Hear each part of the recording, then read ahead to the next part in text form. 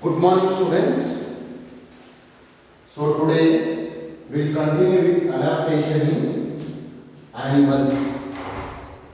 Today we will continue with adaptation in animals. Last class, what we were doing? We were discussing about the structural adaptation. We were discussing about the structural adaptation in animals. Structural adaptations in animals. Structural adaptations in animals. So, like we understood, there are two main types of adaptations, structural adaptations. One is camouflage, and second is mimicry. One is camouflage and the second is mimicry. Camouflage and mimicry. These are the two main kinds of structural adaptations. So, in camouflage, what we studied, it is a kind of phenomenon where the organism will try to blend with the surroundings, will change its body color according to the surroundings, which makes it difficult to identify, and also it helps them to escape from their enemies and also catch their prey easily. Polar bear is white color, and the cold region, the ice region also is white color. So it's very difficult to identify a polar bear in the background of an ice region or ice. It's very difficult to identify. Next, chameleon. Chameleon is another kind of animal which changes its color according to the surroundings, which makes it difficult to identify. Which makes it very difficult to identify. Which makes it very difficult to identify.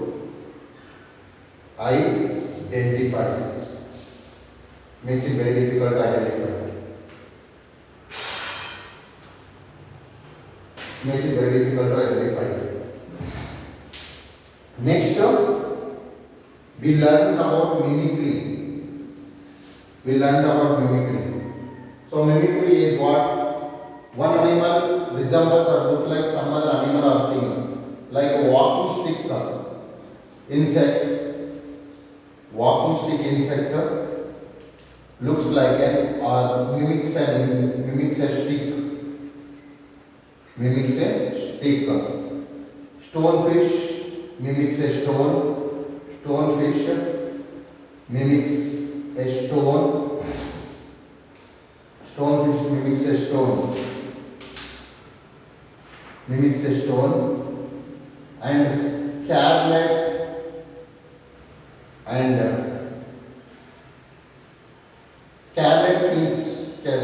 king snakes looks like a coral poisonous snake, or tries to show its body color as coral poisonous snake, which helps it to escape from the enemies.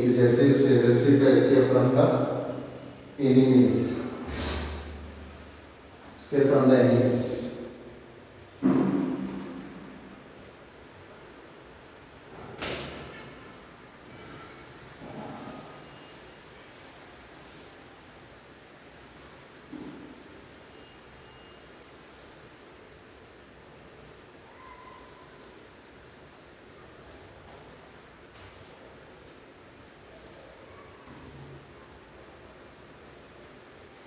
Trying to blend with the surroundings. And we also studied about crane. Crane has a long beak which helps them to easily catch the fishes in water. Long pointed beak, even in shallow water it can catch the fish. So they have a special feet. Which helps them to easily walk on water. Some of them have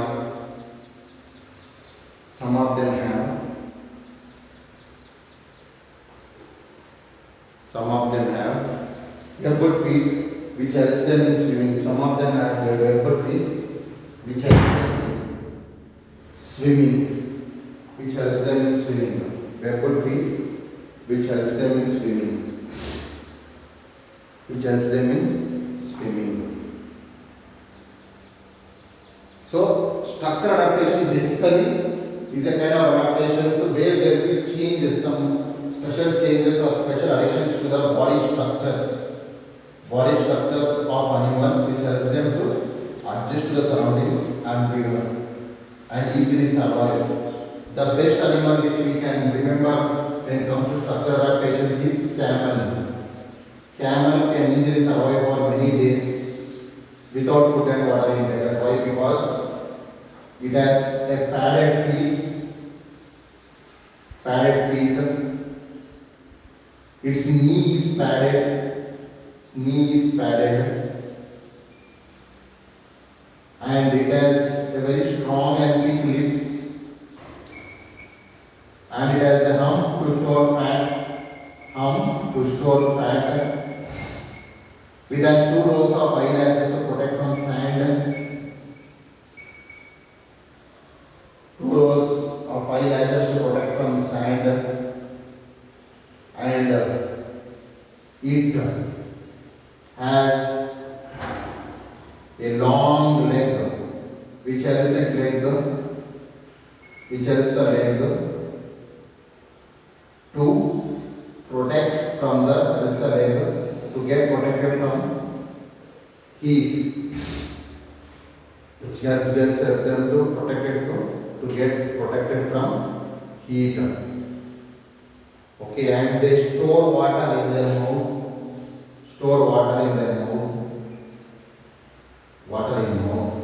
So these are some of the structural adaptations present in the camel.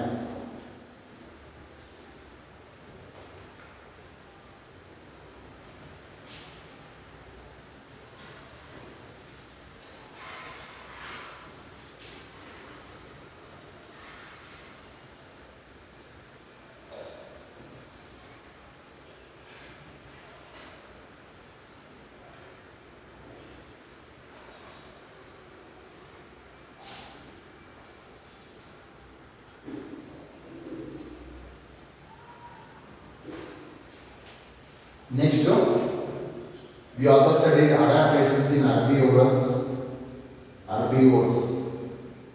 So herbivores are animals which eat plants only: cow, goat, elephant, which eat mostly plants. So because they eat mostly plants, to cut them, they have broad, sharp teeth, which are very broad and sharp teeth, which helps them to easily cut the plants. Which helps them to easily cut the plants. And eat it very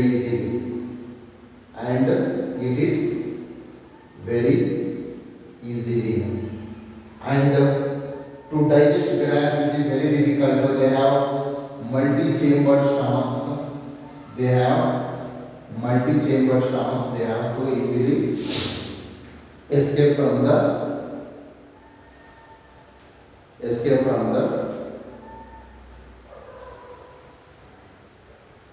so the multi-chambered stomach to easily digest the food.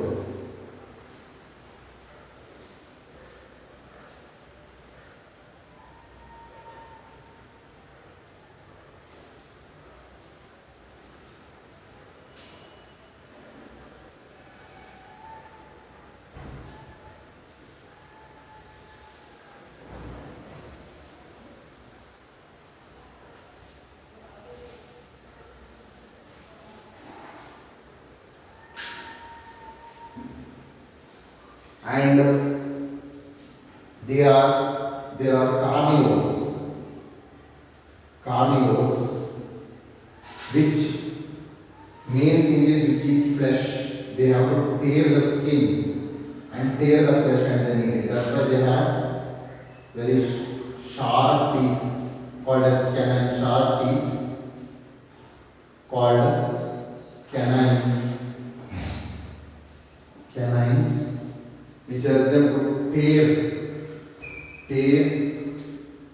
and eat the flesh, tear and eat the flesh, tear and eat the flesh.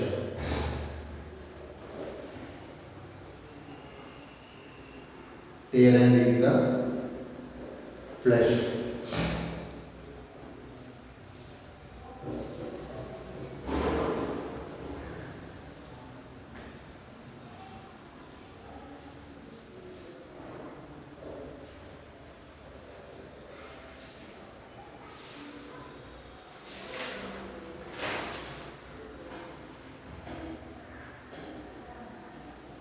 And both herbivores and carnivores have strong molars which help them to grind the food,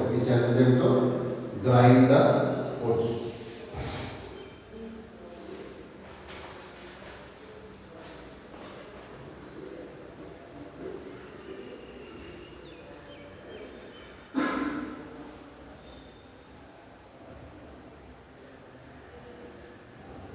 So next will be the omnivores. Omnivores have sharp canines in the front to tear the flesh and eat, and at the back they have pointed, flat, broad pointed teeth which help them to even cut and grind the plant materials.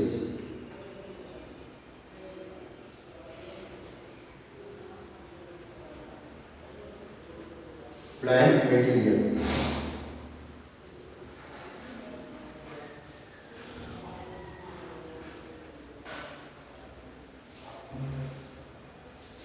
Next we will go for behavioral adaptation. Behavioral adaptations.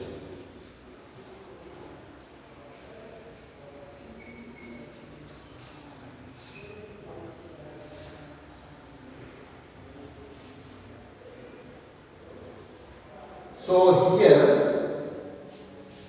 there will be no change in the body structures. Basically, there will be no change in body structures. Physically, there will be no change. But there will be change in the behavior of animals. There will be change in behavior of animals. There will be change in the behavior of animals. There will be change in the behavior of animals. There will be change in the behavior of animals, which help them to survive or adjust to the surroundings. Survive or adjust to the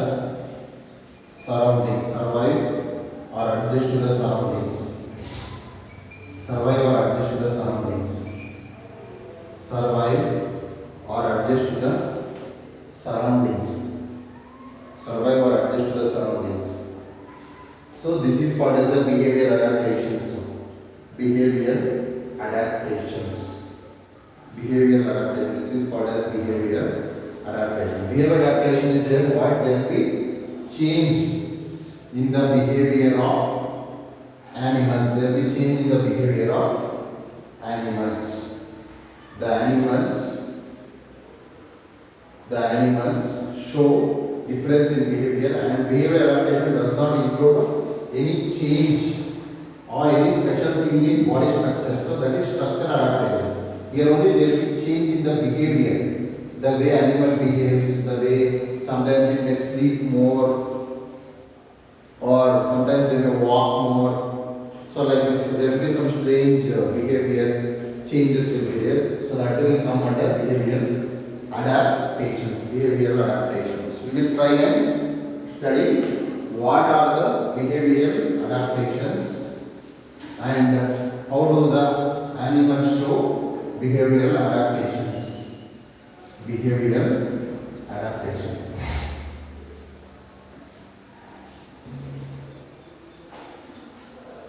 Next, first number one.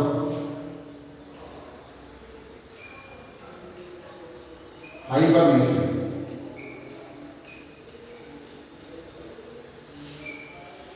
Hibernation. So what is hibernation? Hibernation is also called as winter sleep. Winter sleep.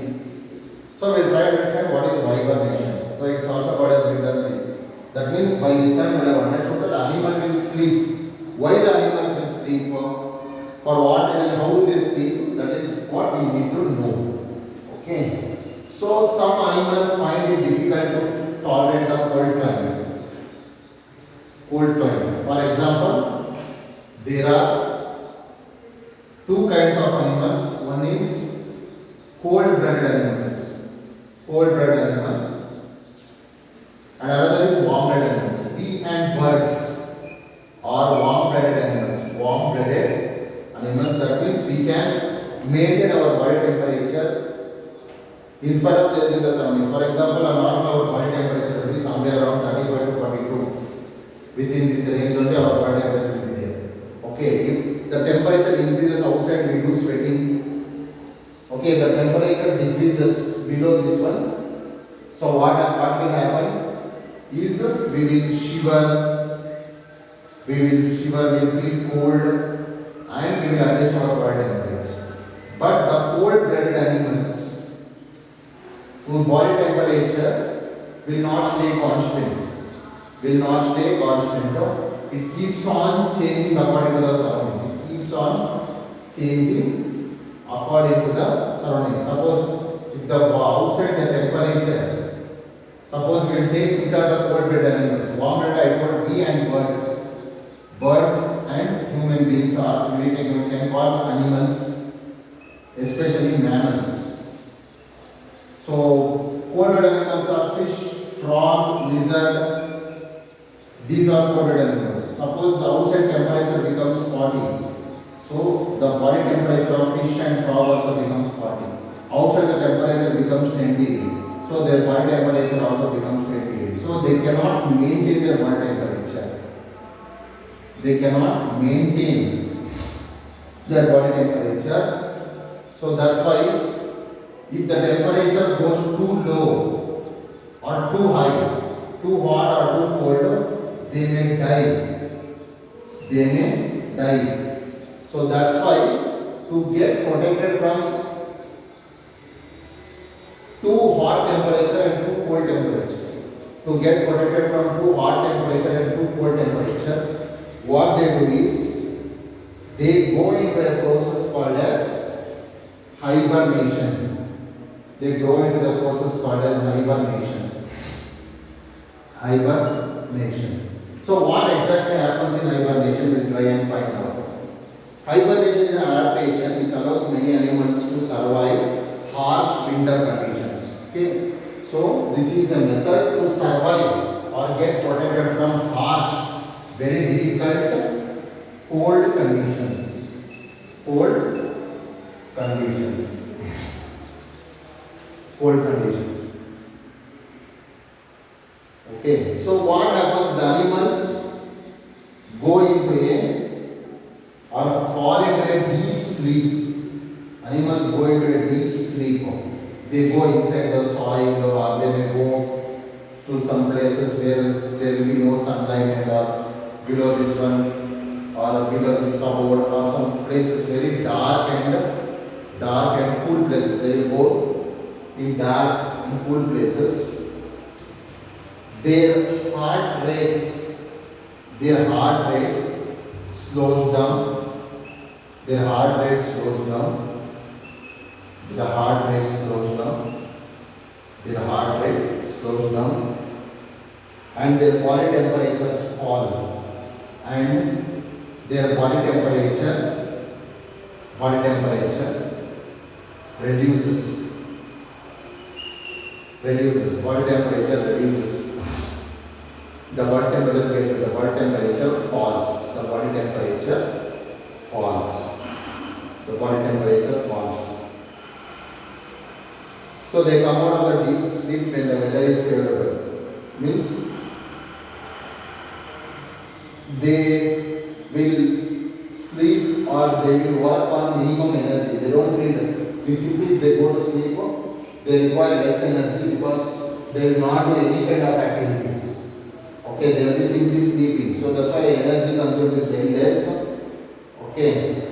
So when the weather is favorable, when the weather is good, when the weather is good, around medium temperature, not too hot, not too cold, they come out of this winter sleep. They come out of this winter sleep. They come out of this winter sleep. The winter sleep. So before hibernation, the animal eats lot of food to store fat in the bodies. So when they are not working, when they are asleep, this fat gets broken down. This fat breaks down and gives them energy. So before hibernation, they go into. Before hibernation, they eat lot of food.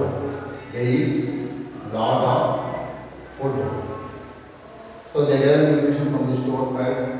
Some animals which go for hibernation are brown bear and black bears, deer, mice, wood frog, squirrel.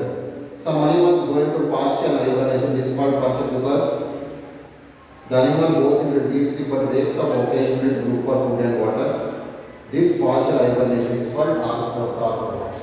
So torpor is a process where animal goes into a partial sleep.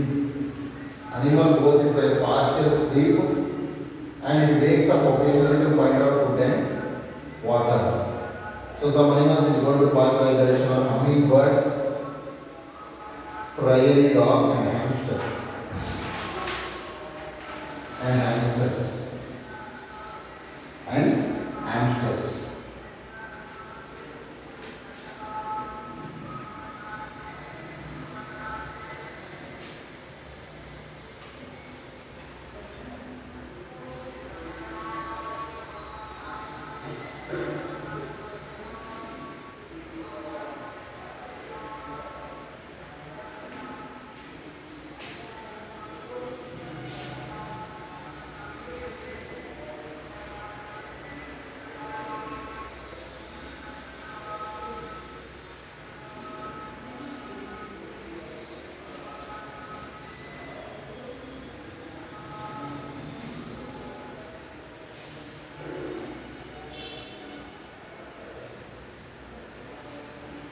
So next second type of behavior adaptation is migration.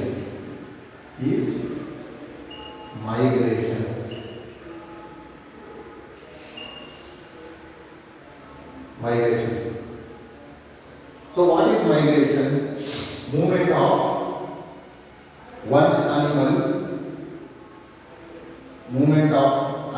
from one place to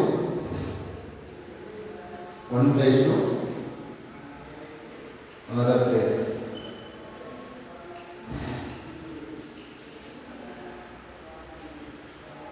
One place to another place. For in search of food and favorable breeding conditions. So why the animals move from one place to another place? One is for search of food. That is another to find out favorable conditions or breeding places. Favorable conditions or breeding places. So number one, humpback whales spend the summer season near polar regions. They migrate towards equator during the winter seasons. These whales migrate and travel for more than 20,000 kilometers. So the first animal which will do migration is humpback whales.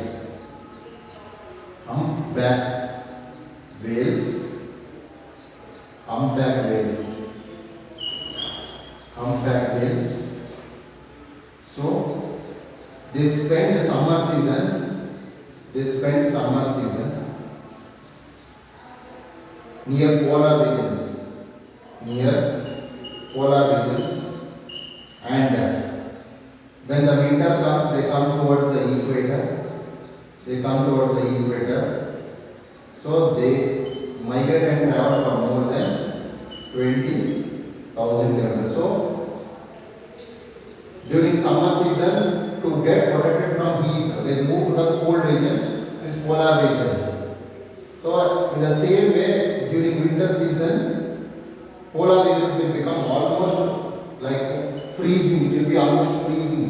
It will be completely with as difficult to survive. So they migrate or move to the equator region, which are little bit hotter and which has some surviving cold conditions, which will be little bit cold only, but we can easily survive that cold conditions. So they travel 20,000 kilometers. Next, Arctic terns are the birds found near Arctic Circle. These are lightweight birds with the longest migration in the world by flying from one pole to another. One pole. So Arctic terns are the kind of birds. Arctic terns are kind of birds. Arctic terns are kind of birds which does the longest migration. Okay, they move from one pole. This is the North Pole. They almost fly from North Pole to South Pole, which is about 70,000 kilometers. This is the longest migration ever known. So Arctic tern, they will be found near the Arctic Circle. From Arctic, they move towards Antarctic. They almost travel 70,000 kilometers. Next, salmon is a fish which makes unique round-trip migration. They spend majority of life in saltwater sea water. However, for breeding it requires fresh water, so it migrates to fresh water, so to lakes. The young salmon hatch from lakes and go in for water. After that, they swim to the sea or ocean in huge groups. Next is salmon. Salmon is a fish which spends most of its life in seas and oceans. Seas and oceans. Seas and oceans. Seas and oceans. That is salt water.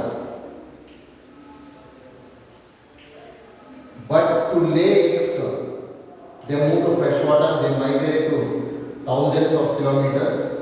So the eggs are laid in fresh water. The egg hatches and the baby salmon will grow in fresh water only. Then once it has grown in large numbers, in large groups, they move from fresh water to salt water, which is seas and oceans. Next, monarch butterfly cannot survive cold climatic conditions. So during winter, they migrate to warmer areas. They return to the rabbit once the winter passes away. So monarch butterflies cannot survive cold climatic conditions. So during winter, they migrate to warmer areas. They return. This butterfly return once it's over. Reindeers migrate in search of food during summer season. The interesting thing is reindeer migrate in large herds comprising thousands of members.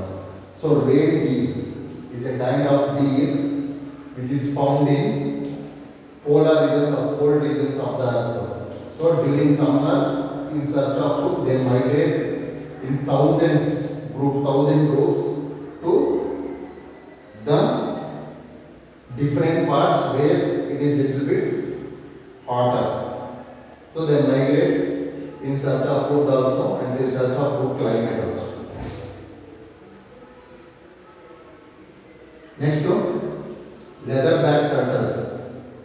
Leatherback turtles show strong migratory behavior. They migrate thousands of kilometers in seas and oceans in search of food and breeding ground. Leatherback turtles, it is kind of turtle tortoise. They migrate thousands of kilometers in search of food and breeding grounds.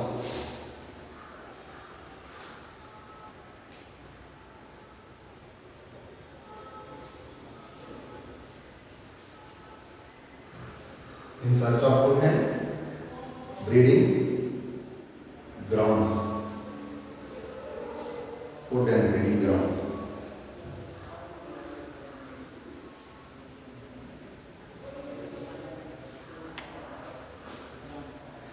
Thank you, students.